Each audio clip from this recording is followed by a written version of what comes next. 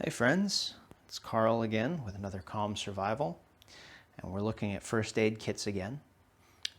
And in this one, I want to look specifically at what sort of packaging and bags you should have your first aid kit in. Now we have a bunch of varieties on the market. You can get pre-built first aid kits. You can get just bags for first aid kits to go in. But what are you actually looking at? What are you actually going to get?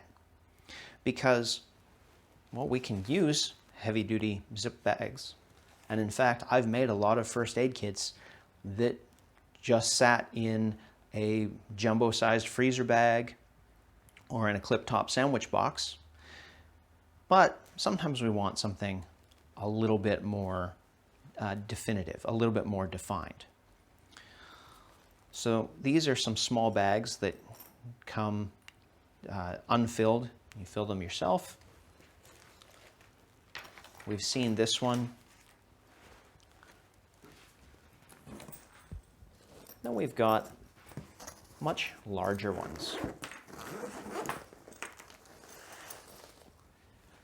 Now, one of the things to always keep in mind is when you have a first aid kit that has been put together by someone else, their organizational frame of reference now has to be yours. Where they put stuff, how they design things is, well, that's the way it's all going to work. And there's a cost for organization. These two kits are roughly the same size. But this one, because it has a lot less organization in it, I have a wider variety of things. Now granted, because I built this one myself, it has exactly what I want in it. But I'm not using space organizing things that I don't feel the need to have organized. They're just in the kit. That can have its advantages. I can fit more stuff. It can have its disadvantages. As you can see, there's a bunch of loose things just in the middle. And also, if someone else doesn't know this kit, that can be a challenge for them. So that's a compromise that we have to be willing to make.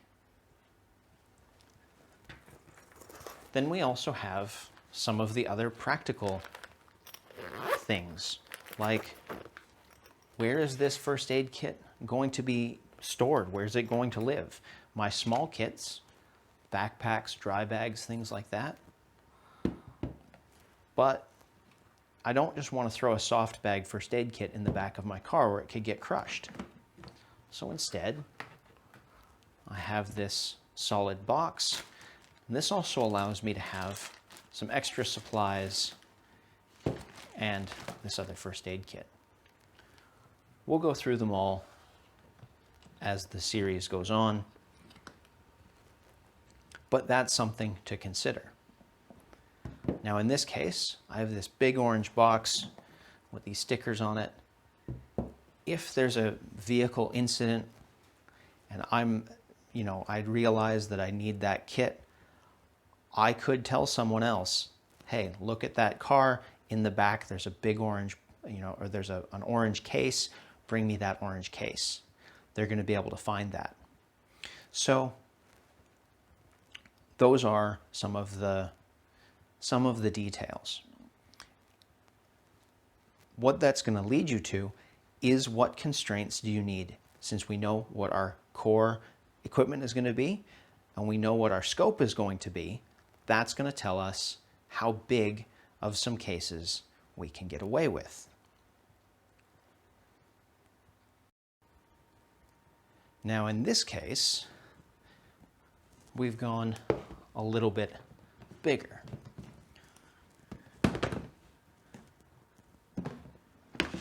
And obviously, we're not going to be carrying these around and transporting them. This is just my organizational system for extra supplies and some of the more large components that stay at home. But let's say that we are, we have those big boxes. We have our our little cabinet, our medicine cabinet, and we have our junk drawer at home, why bother having a kit? Why have it in one place? Well, one reason is inventory control. It's easy to tell if something's gone missing, if something's been used up. We can kind of check through and we can make sure that we at least have the minimum of supplies. One of the other reasons is there was an incident that I was tangentially related to where some first aid supplies were needed. It was a situation where they were going to need some, bandages, things like that. The problem is all of those bandages were in little boxes at the back of a junk drawer, and they couldn't be conveniently carried to where the patient was. Now, I have all kinds of first aid stuff in my house because it turns out that there are a couple of career paths that people can have where first aid / medical stuff starts to kind of accumulate. Let's just leave it at that. But if it's not in a way that can be carried, if one of our neighbors comes over, somebody's hammering on the door, hey, we need help,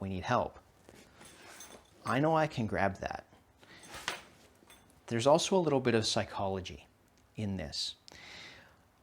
I used to work as an audiovisual technician doing corporate events, lighting, sound, trade shows, things like that. Now, everything I needed, I could carry in my pockets.